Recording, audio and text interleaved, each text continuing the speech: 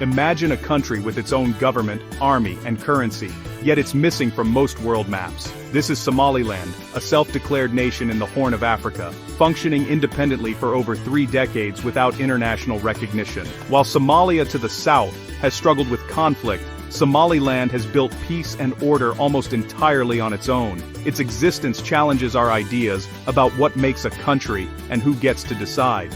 The story of Somaliland is a test case for the future of African governance, self-determination, and the meaning of statehood.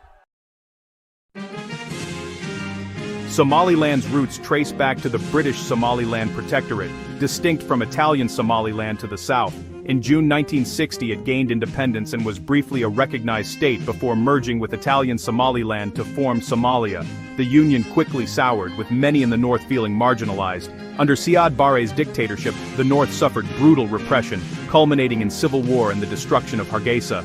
After Barre's fall in 1991, northern leaders declared Somaliland's independence, revoking the failed union. They argued this was not secession, but a restoration of their original sovereignty. This act was rooted in deep trauma and a desire for self-rule. Since then, Somaliland has charted its own course, separate from the chaos in the south. Its brief period of independence remains central to its legal and emotional claim for statehood. Despite its stability, Somaliland remains unrecognized, largely due to the African Union's commitment to colonial-era borders. Leaders fear that recognizing Somaliland could trigger a wave of secessionist movements across Africa. Somalia's government opposes Somaliland's independence, insisting on the country's territorial integrity. The international community, prioritizing regional stability, avoids taking sides. Major powers like the US and UK focus on supporting a unified Somalia, wary of destabilizing the region. Somaliland lacks a powerful international backer to champion its cause. While it receives informal support and aid, no country has taken the step of formal recognition. As a result, Somaliland remains in diplomatic limbo, its fate shaped by the fears and interests of others. Despite isolation, daily life in Somaliland is marked by peace and surprising normalcy. Hargeisa bustles with activity, and the government provides basic services on a tight budget. Clan elders and democratic institutions work together to maintain order, but lack of recognition blocks access to international loans and investment, stunting economic growth. The economy relies on livestock exports and remittances, making it vulnerable to external shocks. Somaliland passports are not widely accepted, limiting travel and opportunity, especially for the youth. Yet Somalilanders have built advanced telecom and mobile money systems, showing remarkable resilience. Innovation and self-reliance define the nation, but the burden of non-recognition is growing heavier. The people's determination is strong, but the need for a breakthrough is urgent.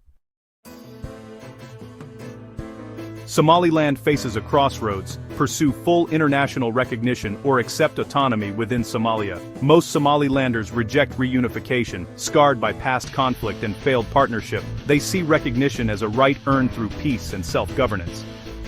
Achieving this would require a major shift in international politics or African Union policy. The alternative, autonomy within Somalia, offers practical benefits but is deeply unpopular in Somaliland. Many view it as surrendering hard-won sovereignty.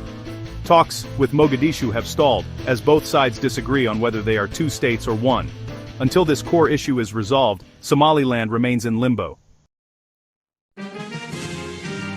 Somaliland's case forces Africa to confront tough questions about borders, peace, and self-determination. The African Union's rules were meant to prevent endless border disputes, but Somaliland seeks to restore, not redraw, colonial boundaries. It has achieved peace and democracy, with little outside help, unlike the troubled South. Should the world reward successful state building, or prioritize the status quo?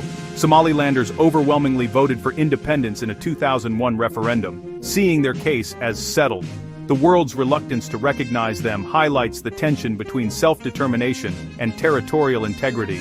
Recognizing Somaliland could inspire other separatist claims, but ignoring its achievements raises moral and practical dilemmas. The outcome will shape Africa's future definition of statehood and justice. As of 2026, Somaliland's future remains uncertain. It stands as a peaceful, democratic nation locked out of the global community. The younger generation grows impatient for recognition and opportunity. The world praises Somaliland's stability, but withholds the recognition that would secure its future.